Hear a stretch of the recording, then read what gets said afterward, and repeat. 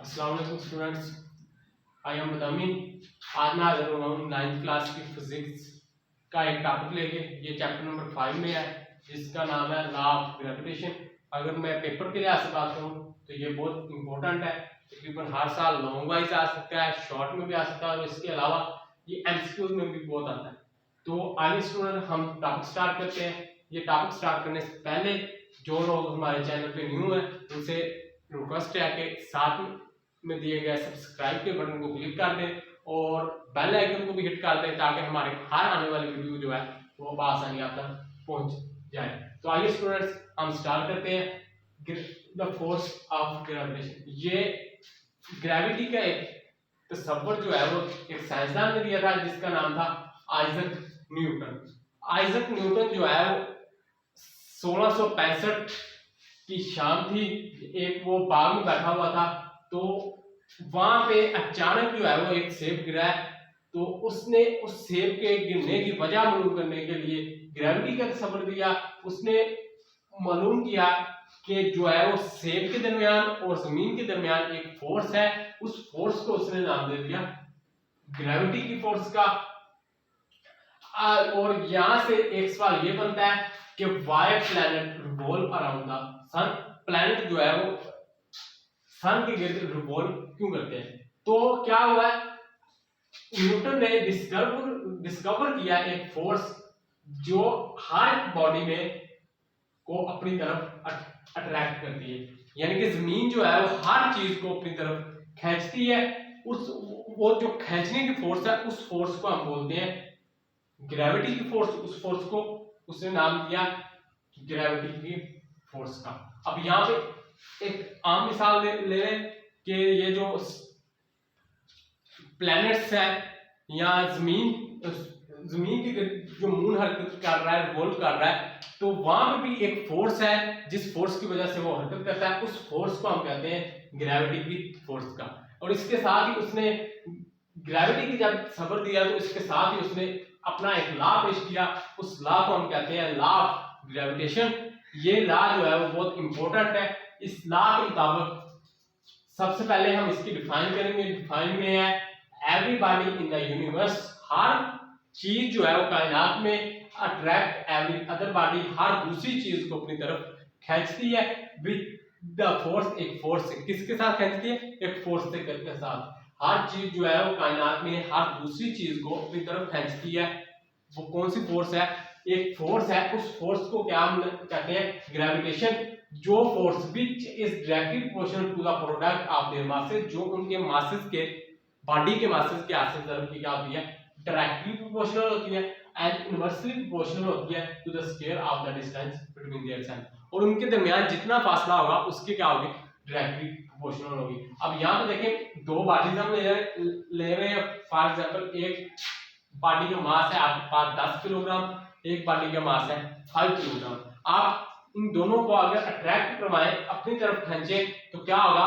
Body जो है वो ज्यादा मास वाली बॉडी थोड़े मास वाली बॉडी को अपनी तरफ खींच लेगी। क्यों खींचेगी? क्योंकि उसके पास जो है उसका वजन ज्यादा है। जिस चीज का वजन ज्यादा उसमें फोर्स ज्यादा होगी, फोर्स ऑफ ग्रेविटी, उसमें फोर्स ज्यादा होगी। जब फोर्स ज्यादा होगी तो वो चीज ऑटोमेटिकली अपनी उसकी तरफ खींची चली जाती है।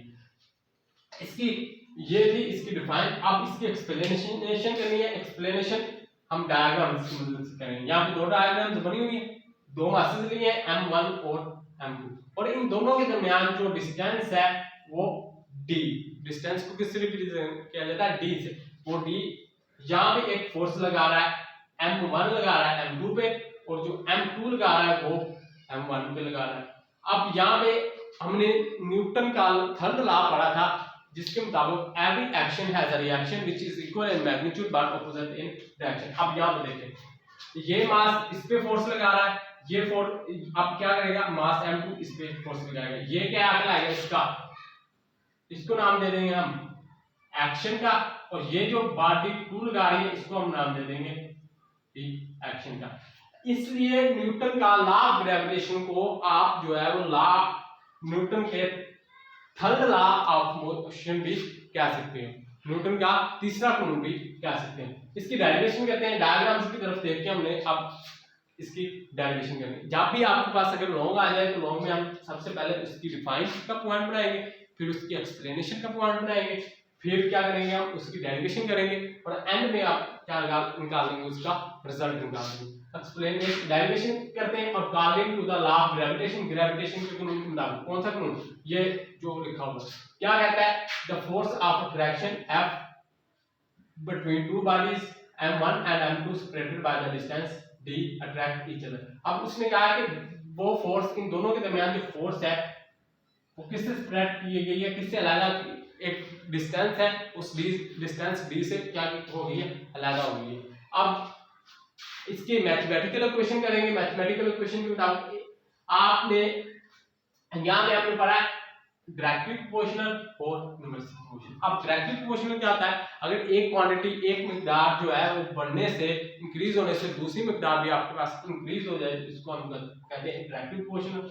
और अगर एक जो है वो इंक्रीज हो रही हो, दूसरी डिक्रीज हो रही हो, एक के कम होने से दूसरी बढ़े, तो उसको हम कहते हैं इनवर्सली प्रोपोर्शनल। अब हमने बात की है कि जो फोर्स है वो किसके डायरेक्टली प्रोपोर्शनल है, मासेस के, यानी कि F डायरेक्टली प्रोपोर्शनल की साइन m1 और m2। इसको हमने क्वेश्चन नंबर 1 कर दिया। अब क्वेश्चन नंबर 2 में हमने बात की है कि इनवर्सली प्रोपोर्शनल, यानी कि अगर फोर्स बढ़ रही, अगर फोर्स ज्यादा हो रही है तो डिस्टेंस क्या हो जाना है, कम हो जाना है। अगर डिस्टेंस ज्यादा है तो फोर्स उस पे क्या हो जाएगी, कम हो जाएगी।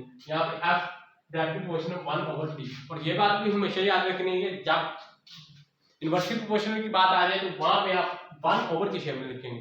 तो यहाँ पे हमने 1/, शेप की शेप में लिख दिया। अब इसको क्वेश्चन नंबर 1, इसको क्वेश्चन नंबर 2 कर दिया। अब क्या हुआ, इसकी एफ, ये भी आपका, ये भी आपका, इन दोनों क्वेश्चनों को क्या कर देंगे हम, कंबाइन कर देंगे। यहाँ पे कंबाइन कर दिया। अब इस साइन को हटाने के लिए, प्रोपोर्शनैलिटी के साइन को हटाने के लिए हम क्या करते हैं, एक कांस्टेंट इस्तेमाल करते हैं। उस कांस्टेंट को यहाँ पे हम जी ले रहे हैं, उस जी को हम कहते हैं जी यूनिवर्सल कांस्टेंट ऑफ ग्रेविटेशन, उसको नाम दिया गया है। यहाँ पे लिखा हुआ है जी इज द ग्रेविटेशन कांस्टेंट, इसको ग्रेविटेशन का कांस्टेंट कहा जाता है। It is called universal constant of gravitation, इसको यूनिवर्सल कांस्टेंट ग्रेविटेशन भी कहते हैं। अब क्या कह रहा है, इट इज सेम एवरीवेयर, ये हर जगह पे क्या होती है, इसकी वैल्यू जो है वो सेम होती है। SI यूनिट में, यानी कि सिस्टम इंटरनेशनल यूनिट में, इसकी जो वैल्यू होती है वो होती है 6.673 मल्टीप्लाई 10 की पावर -11 न्यूटन फी मीटर स्क्वायर फी किलोग्राम स्क्वायर, इसकी जो है वो वैल्यू होती है। ये आपने वैल्यू अच्छी तरह याद कर लेनी है। ये जो है वो न्यूमेरिकल्स में यूज होनी है और इसके अलावा एमसीक्यूज में भी आ जाता है कि what is the value of gravitation constant G. G की वैल्यू क्या होती है, कभी बार वो ये वैल्यू चेंज कर देता है, कभी बार क्या करता है उसके यूनिट चेंज करता है। तो आपने यूनिट भी तैयार करना है और इसकी साथ वैल्यू भी तैयार करनी है। अब क्या है, ये -11 का मतलब है इसकी वैल्यू जो है वो बहुत थोड़ी है। और जमीन का जो मास होता है वो होता है आपके पास, अगले टॉपिक में हम पढ़ेंगे, जमीन का मास होता है 6.0 मल्टीप्लाई 10 की पावर 24 किलोग्राम। ये जो मास है ये बहुत ज्यादा बड़ा मास है एज कंपेयर टू जी। तो इस वजह से जी की वैल्यू जो है वो बहुत कम होने की वजह से हम जो है वो ग्रेविटेशन को महसूस नहीं कर सकते। आपके पास सवाल एग्जाम में इस तरह भी आता है कि why we cannot feel the force of gravitation, तो आप इसमें आंसर लिखेंगे due to small value of g we cannot feel because the mass of earth is very large, क्योंकि जमीन का मास जो है वो बहुत बड़ा होता है और इस g की ग्रेविटेशन g कांस्टेंट की जो वैल्यू होती है वो बहुत छोटी होती है। इस वजह से हम इसको जो है वो महसूस नहीं कर सकते। और ये बात भी हमेशा याद रखनी है कि हर चीज को जो है वो जमीन अपनी तरफ खींचती है और उस जिस फोर्स से खींचती है उस फोर्स को हम नाम देते हैं ग्रेविटेशन फोर्स का नाम देते हैं। तो ये था हमारा आज का टॉपिक और कल हम मिलेंगे नेक्स्ट टॉपिक के साथ। तब तक के लिए अल्लाह हाफिज, टेक केयर, अपना बहुत ज्यादा ख्याल रखना और हमें दुआ में याद रखना।